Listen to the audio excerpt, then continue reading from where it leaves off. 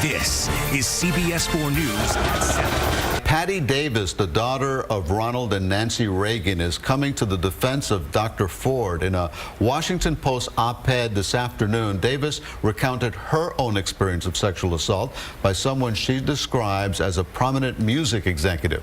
While Davis is able to describe the assault in detail, everything leading up to it, she says, is a blur, just as Dr. Ford's memory of the time and place of the alleged assault by Judge Kavanaugh. Davis writes, quote, "Your memory snaps photos of the details that will haunt you forever and will change your life and live under your skin. It blacks out other parts of the story that really don't matter much."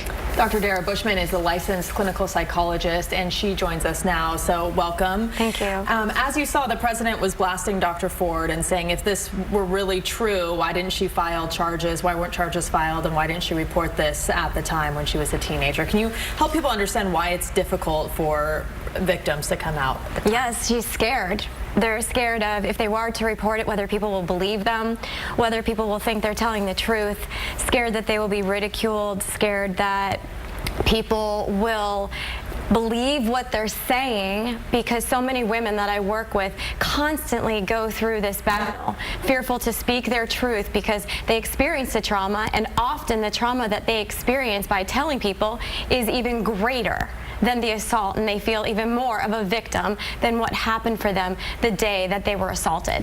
Does the fact that she was a minor when this alleged assault occur have anything to do with her not remembering details?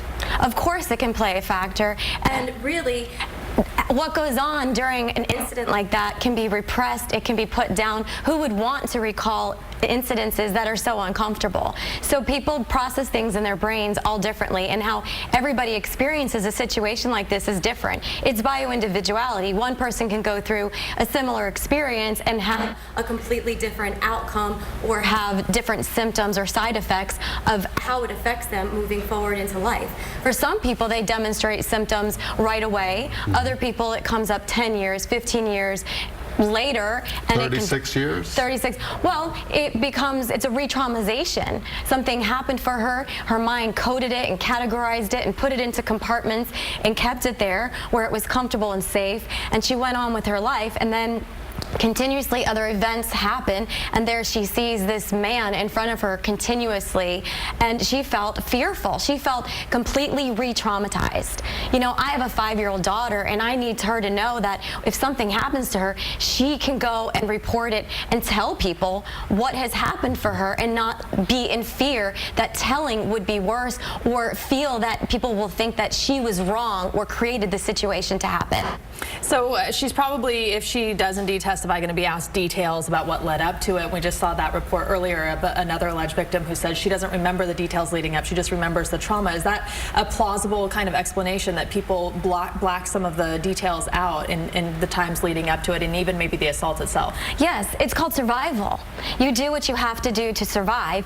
I don't know about you guys, but for me, I don't always remember memories that are unpleasant to me. You put those in a space so that there's availability for things that are going on in order to stay present and once again to survive. And for her appearing before the Senate Judiciary Committee with the eyes of the nation's got to be so difficult. In a way, will it be cathartic for her to once and for all tell her story?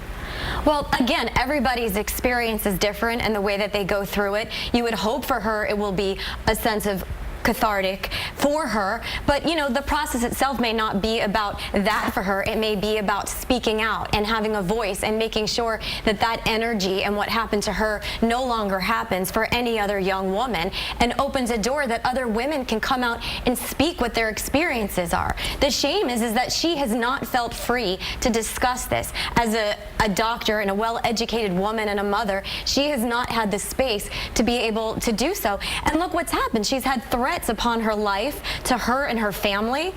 So the repercussions of even what she has come forward to happen is creating a re-traumatization. Her mind is reading old memories as it's currently happening right now.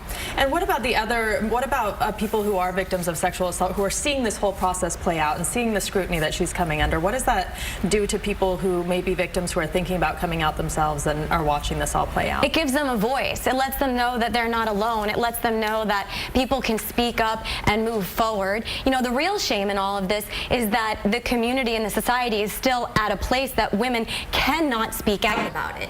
And the shame as well is that men are suffering and doing these crimes and creating these scenarios and these assaults on women. Oh, we've come a long way in the last couple of years with the Me Too movement, that's for sure. Yes. Dr. Dara Bushman, thank you very much for joining us. Thank you. Appreciate it.